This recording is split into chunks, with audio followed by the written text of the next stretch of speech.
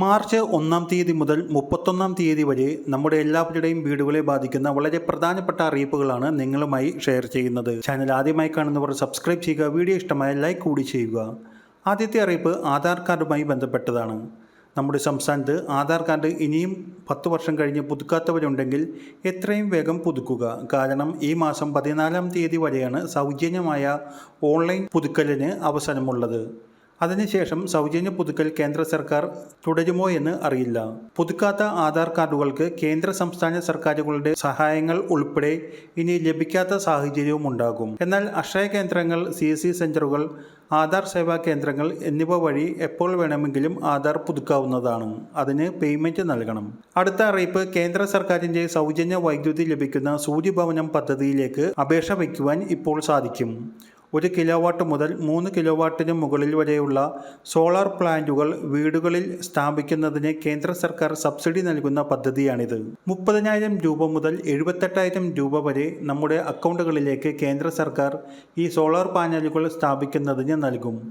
ഇതിൻ്റെ കൂടുതൽ വിവരങ്ങൾക്ക് www.suryaghar.gov.in എന്ന വെബ്സൈറ്റ് വഴി ഇപ്പോൾ അപേക്ഷ വയ്ക്കാം. അടുത്ത അറിയിപ്പ്, കേന്ദ്ര സർക്കാർ അവതരിപ്പിച്ച ഭാരത് അരി വിതരണം ആരംഭിച്ചിട്ടുണ്ട്. മാത്രമല്ല പരിപ്പ് ഉൾപ്പെടെയുള്ള വിഭവങ്ങളും ഭാരത് ബ്രാൻഡ് വഴി വിറ്റഴിക്കാനാണ് ലക്ഷ്യമിടുന്നത്. പരിപ്പ് ഏകദേശം 95 രൂപയ്ക്കാണ് വിതരണം. അതോടൊപ്പം ആട്ട ഉൾപ്പെടെയുള്ളവയും 27 രൂപ 50 പൈസയ്ക്കും ലഭിക്കും. ഈ മാസം ഭാരത് ബ്രാൻഡിലുള്ള അരിയുടെയും ആട്ടയുടെയും വിതരണം കാര്യക്ഷമമായി ഉണ്ടാകുമെന്നാണ് അറിയിപ്പുകൾ. അടുത്ത അറിയിപ്പ്, ഫാസ്ടാഗ് KYC പൂർത്തിയാക്കാത്തവർക്ക് 1 മാസം കൂടി സമയം നീട്ടി നൽകിയിരിക്കുകയാണ്. മാർച്ച് 31-ന് മുമ്പ് KYC അപ്ഡേഷൻ നടക്കാത്ത ഫാസ്ടാഗുകൾ പ്രവർത്തനരഹിതമാകും. അതിനാൽ എത്രയും വേഗം ഫാസ്ടാഗിൻ്റെ KYCകൾ പൂർത്തിയാക്കുവാൻ ശ്രദ്ധിക്കുക. അടുത്ത അറിയിപ്പ് പോളിയോ വാക്സിനുമായി ബന്ധപ്പെട്ടതാണ്. മാർച്ച് മാസം 3-ാം തീയതി 5 വയസ്സും അതിൽ താഴെയുള്ള കുട്ടികൾക്ക് വേണ്ടി ഇമ്മ്യൂണൈസേഷൻ നടപ്പിലാക്കുന്നു.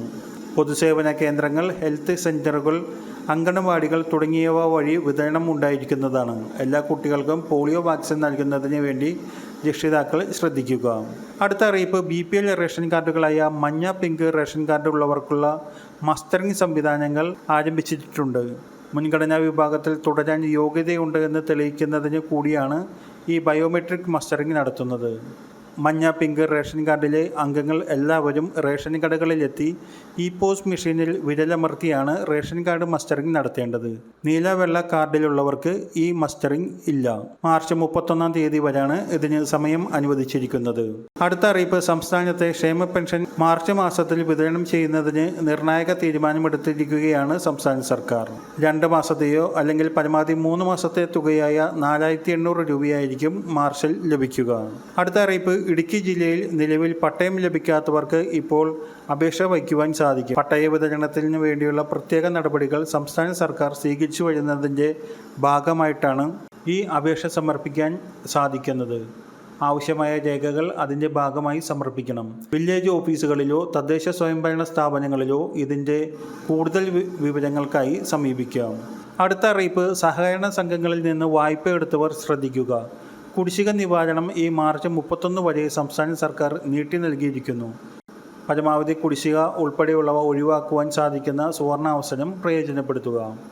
അടുത്ത അറിയിപ്പ്, നമ്മുടെ സംസ്ഥാനത്ത് വാണിജ്യ സിലിണ്ടറുകളുടെ വില വർദ്ധിപ്പിച്ചു.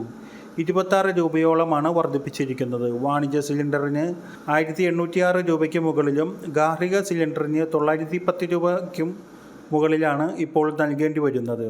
അടുത്ത അറിയിപ്പ്, നമ്മുടെ സംസ്ഥാനത്തെ മാർച്ച് മാസത്തെ റേഷൻ വിതരണം ആരംഭിക്കുന്നത് മാർച്ച് 4-ാം തീയതി തിങ്കളാഴ്ചയായിരിക്കും. നിലവിൽ POS മെഷീനിലെ തകരാറുകൾ കാരണം ഫെബ്രുവരിയിലെ റേഷൻ വിതരണം നീട്ടിയിരുന്നു. മാർച്ച് 1-ാം തീയതി വരെ റേഷൻ വിതരണം ഉണ്ടാകും. ശനിയാഴ്ച റേഷൻ കടകൾക്ക് അവധിയാണ്. തുടർന്ന് മാർച്ച് 4-ാം തീയതി തിങ്കളാഴ്ച മുതലായിരിക്കും മാർച്ച് മാസത്തെ റേഷൻ വിതരണം ആരംഭിക്കുക. വളരെ പ്രധാനപ്പെട്ട ഈ ഇൻഫർമേഷൻ മറ്റുള്ളവർക്കും ഷെയർ ചെയ്ത് നൽകുക.